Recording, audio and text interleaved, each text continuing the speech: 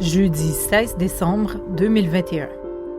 Sur le vif, un balado du Crimis, épisode 27.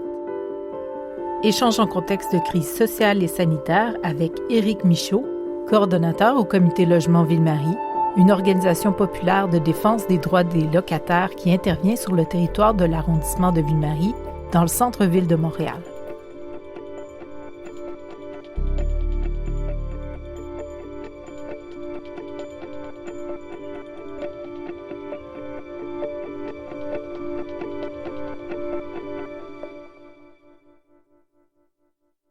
Alors, cela fait plusieurs mois que l'on parle de crise du logement à Montréal.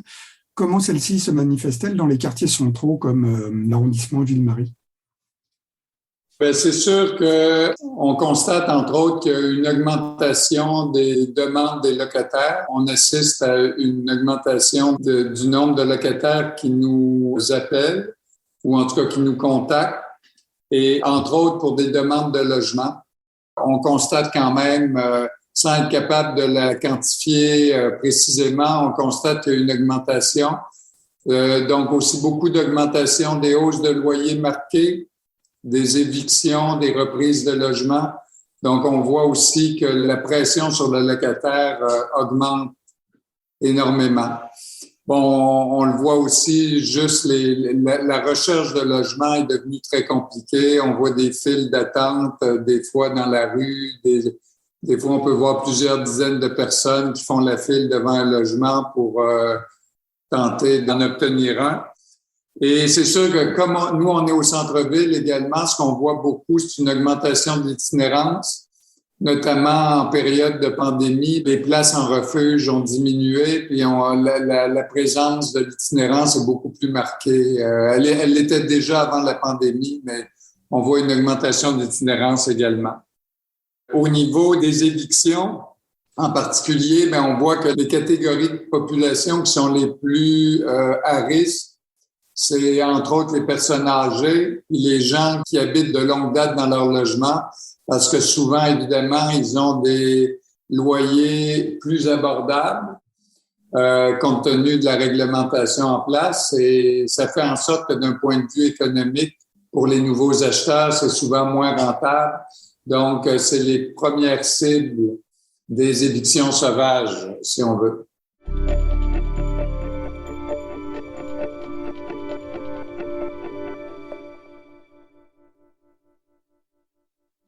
Peut-être que tu peux dire un mot sur le fait que tu disais qu'on parlait peut-être plus de crise du logement maintenant parce que ça touchait peut-être aussi davantage les classes moyennes. Oui, c'est ça. On a remarqué que la crise du logement a fait beaucoup parler d'elle dans les derniers mois, notamment pendant la campagne électorale municipale. C'est ça. Nous, on pense qu'une des raisons pourquoi elle a eu tant de visibilité, en fait, la crise du logement pour les classes populaires, les ménages à faible, modeste revenu, ça fait déjà un bout de temps qu'elle est là, puis que les gens la subissent. Les hausses de loyer, elles n'ont pas commencé il y a 2 ans. Ça fait déjà plusieurs années qu'il y a une forte pression sur les ménages locataires à plus faible revenu.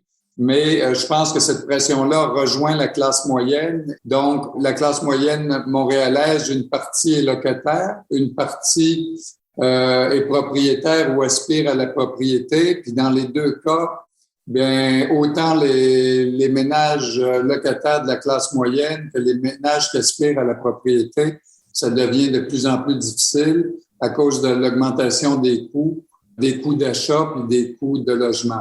Donc, la classe moyenne se retrouve frappée de plein fouet. Puis c'est sûr que, à notre avis, c'est une des explications qui fait qu'on n'en entend plus parler, qu'on en entendait parler il y a quelques années. C'est sûr que depuis 2 ans, par contre, il y a vraiment eu un resserrement de la disponibilité des logements. Là, le taux de vacances est tombé en bas du 3 %. C'était prévisible, mais c'est sûr que ça a contribué et la pandémie a également contribué aussi. Et justement, est-ce que cette situation s'est aggravée avec la pandémie de COVID-19? Oui, très certainement. C'est sûr que dans le centre-ville, ça a contribué à libérer des logements, mais des logements de toute façon qui étaient trop chers et dont le prix n'a pas diminué. Mais de façon générale, la COVID, au moins au début, avec toutes les mesures de restriction, elle a compliqué la recherche de logement parce que les gens ne pouvaient pas faire de recherche de logement en personne avec les mesures. Et également, même pour les locataires qui étaient aux prises avec des problèmes d'entretien ou de salubrité, les services d'inspection municipaux étaient très frileux à se déplacer sur place. Donc, ça a engendré toutes sortes de problématiques. Je dirais qu'actuellement, c'est moins le cas. On va voir ce qui va se passer dans les prochaines semaines avec le nouveau variant. Mais pour l'instant, ça s'est un peu rétabli. Puis c'est sûr que la pandémie a eu un impact aussi dans le milieu d'itinérance parce que, bon, on sait qu'il y a beaucoup moins de places disponibles en refuge. Il y a eu plusieurs éclosions au cours des derniers mois, là, à l'approche de l'hiver dans les grands refuges. Et donc, les refuges ont été obligés de mettre en place des mesures de distanciation, ce qui a réduit l'offre disponible pour les personnes sans abri. Et quels sont les moyens d'action justement d'un comité logement pour contrer cette situation, la situation de crise du logement? Et quelles seraient les pistes de solutions pour régler à moyen et long terme cette crise?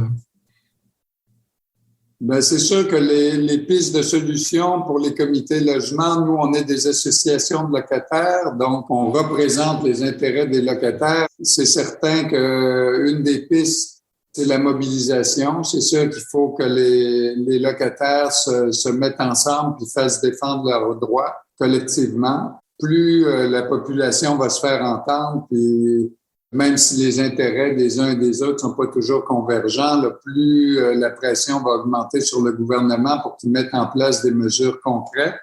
Nous, sinon, ben c'est sûr on donne de l'information sur les droits, on fait des représentations, donc actuellement on est en campagne là. Le gouvernement du Québec vient de laisser tomber le seul programme de logement social qui était en vigueur au Québec, donc ça nous inquiète énormément. Parce que parmi les principales pistes de solutions, selon nous, ben c'est sûr qu'il faut développer une offre alternative au marché. Donc, c'est le développement de logements sociaux. Il y a aussi, évidemment, la réglementation qui peut aider à sortir de la crise. Il faut augmenter l'offre. Donc, ça passe entre autres par la création de logements sociaux. Puis, il faut, en termes de réglementation, ben il faut réguler le marché, c'est-à-dire, on peut penser à des gels de loyers. Ce qui est proposé notamment par le regroupement des comités logement, c'est un registre des baux qui permettrait vraiment de contrôler les augmentations et de faire en sorte qu'elles ne dépassent pas l'inflation.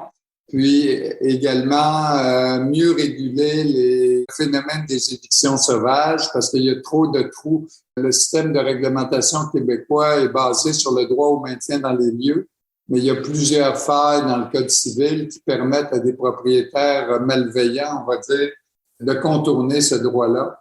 Donc, nous, on demande, entre autres, qu'il y ait des modifications au Code civil pour mieux encadrer les évictions, notamment pour agrandissement, subdivision, changement d'affectation.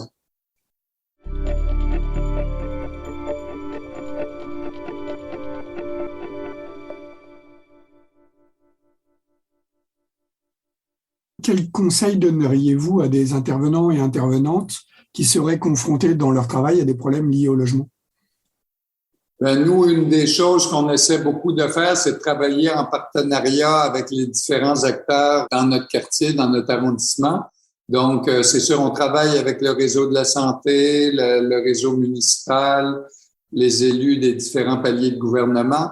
Et c'est sûr que ce qu'on invite les intervenants à faire, ben, c'est à nous référer quand ils ont des locataires aux prises avec des problèmes, ben, qu'ils nous les transfèrent. Comme ça, nous, ça nous permet de documenter les cas et de les faire connaître à l'occasion. Puis, ça nous permet aussi de pouvoir soutenir les locataires, mieux les informer sur leurs droits, puis les soutenir dans leur démarche. C'est ce qui est notre principal travail, en fait. On a parlé, entre autres, de la financiarisation du logement. Un des enjeux, nous, qu'on pense qu'il pourrait être mieux documenté dans ce cadre-là, c'est peut-être qui a fait l'objet d'une commission d'enquête en Colombie-Britannique, notamment, c'est tout le phénomène du blanchiment d'argent via l'immobilier, qui est un phénomène qui était quand même très important.